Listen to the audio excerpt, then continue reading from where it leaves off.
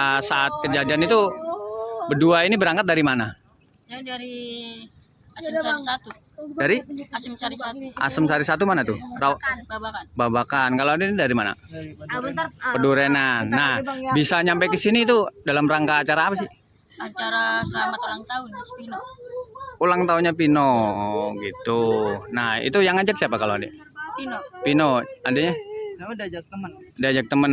Nah, jam berapa nyampe sini waktu itu? Sampai sini jam setengah 3. Setengah 3. Nah, terus setengah 3 nyampe sini udah rame teman-temannya? Udah rame. Nah, terus waktu itu gimana tuh? Pas ada polisi itu bisa jadi ada polisi gimana tuh? Pas jadi ada polisi tuh pikirin temen.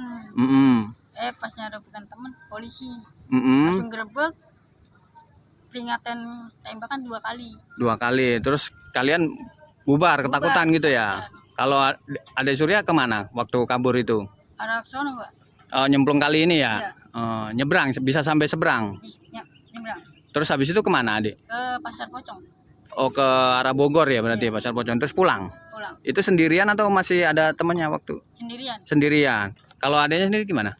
Saya juga pas polisi datang tuh langsung nyebrang sono Hmm. sama tembusannya perumahan dekat Pasar Pocong. Oh gitu. Itu denger juga tembakan?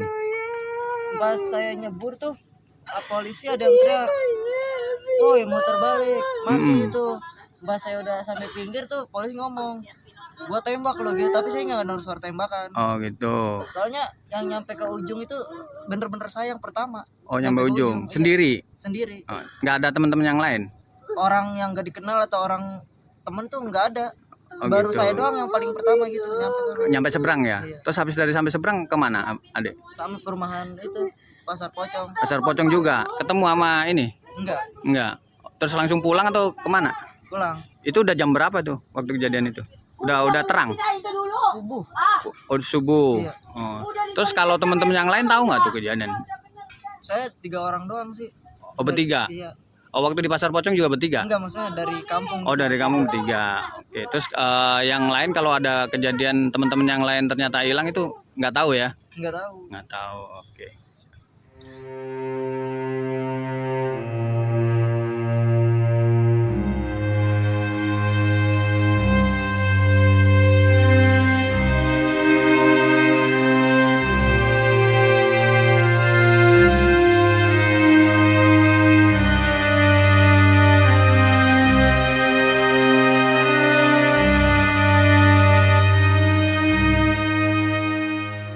Kesorotan lainnya, Saudara, polisi telah memulangkan 19 orang dari 22 orang yang diamankan tim presisi Polres Metro Bekasi Kota ketika patroli dekat Kali Bekasi. Sementara 1 dari 3 orang yang ditetapkan sebagai tersangka merupakan anak di bawah umur atau berhadapan dengan hukum.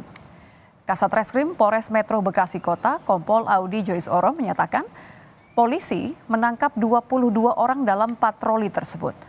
3 orang terlihat membawa senjata tajam ditetapkan tersangka. 1 diantaranya masih di bawah umur. Menurut polisi, para remaja yang ditangkap ada yang merupakan residivis tawuran. Polisi akan mendalami lagi apa sebenarnya motivasi sekelompok pemuda ini hendak tawuran. Saat ini polisi sudah memulangkan 19 orang dari 22 orang yang diamankan.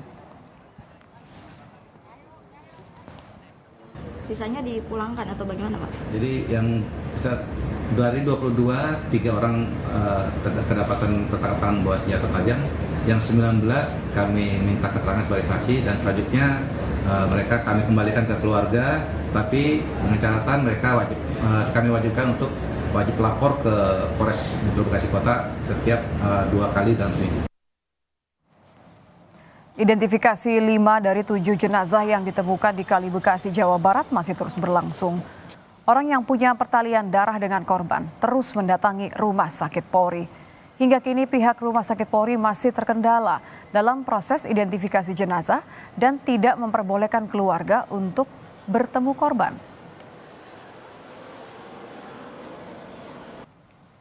Salah satunya ya dibilang 100% meyakinkan ya tidak, karena kan dari hasil-hasil yang ada di sini, yang diminta di sini semuanya kan sudah diserahkan, tapi secara meyakinkan dari orang tua yang satu ya, yang Rizky Ramadan meyakinkan bahwa itu anaknya. Tapi artinya keluarga inti ini sudah lihat langsung kondisi jenazahnya? Belum, itu yang kita dari awal, dari hari Minggu kita ke sini, Senin ke sini sampai saat ini kita nggak diizinkan, disayangkan nggak bisa. Untuk mengungkap jelas penyebab kematian 7 remaja di Kali Bekasi beberapa waktu lalu, kita akan membahasnya bersama Ketua Harian Kompolnas Beni Mamoto. Selamat petang Pak Beni. Selamat petang. Pak Beni, bagaimana kita seharusnya mendudukkan melihat penanganan kasus 7 remaja yang ditemukan tewas di Kali Bekasi ini? Karena kan polisi mengklaim ini adalah tawuran ya, patroli tawuran. Betul, jadi kita semua nunggu dalam beberapa menit lagi akan ada rilis tentang hasil mengidentifikasi 7 jenazah secara keseluruhan. Nanti hasilnya saya tidak mau mendahului meskipun saya sudah tahu. Nanti akan dirilis bagaimana hasil identifikasi itu. Dan ketika identifikasi dilakukan dengan pendekatan DNA, maka akurasinya bisa dipertanggungjawabkan. Itu dulu masalah 7 jenazah ya. Kemudian menyangkut masalah pembuktian tawuran, ini dari hasil pemeriksaan saksi, kemudian dari hasil pemeriksaan tersangka, 3 orang yang membawa senjata tajam, memang mereka merencanakan untuk tawuran. Jadi mereka ada istilah mengundang pesta. Ada istilah mengundang pesta, mengundang ulang tahun dan sebagainya. Itu hanya istilah yang digunakan di antara mereka, yang artinya adalah itu kegiatan tawuran. Nah, untuk pembuktian itu memang yang pertama dari komunikasi mereka, dari kesaksian mereka kepada pihak kepolisian, memang terkonfirmasi mereka merencanakan tawuran. Di samping itu, Polres Bekasi sudah punya data kelompok-kelompok yang aktif melakukan tawuran, kemudian lokasinya di mana, dalam arti asal-usul dari mereka itu dari mana. Nah, ini semua sudah dipetakan, sehingga nanti polisi bisa melakukan langkah-langkah pencegahan. Nah, pengungkapan kasus ini pun itu dari hasil patroli cyber. Ditemukan komunikasi mereka yang sedang live mengundang mereka untuk mengajak tawuran. Nah, setelah menemukan hasil patroli cyber itulah, maka patroli presisi data. Oke, prosedur ini kan tidak hanya melihat, memetakan ya Pak ya, ini siapa, berapa orang, apa kemudian aktivitas mereka, bagaimana penanganannya. Tapi kalau Anda lihat dari kemudian mereka ada 7 orang yang sampai menceburkan diri, seperti apa Anda melihat penanganan dari tim patroli ini sampai ada kemudian remaja yang lari dan menceburkan diri? Iya, untuk itu kita perlu melihat secara utuh bahwa setelah mereka lari itu ditemukanlah sisa miras yang mereka konsumsi. Dan dari keterangan mereka sendiri menyampaikan bahwa mereka mengonsumsi miras. Itulah salah satu faktor yang membuat orang-orang yang mengonsumsi miras ini kemudian ada istilah parno ya. Artinya takut berlebihan atau berani berlebihan melawan petugas, ataupun kemudian baru dengar patroli datang aja langsung kabur. Nah, di tengah kegelapan mereka lari, ada yang lari ke gang dan sebagian ada lari ke belakang bangunan itu. Yang di belakang bangunan itulah kemudian ada sungai.